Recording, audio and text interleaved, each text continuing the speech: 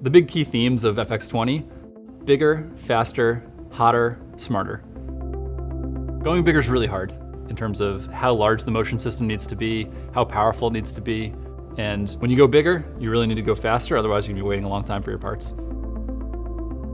So the third thing we did was enable FX20 to print a wider range of materials, specifically high temperature thermoplastics, most commonly used in industries like aerospace, automotive, oil and gas.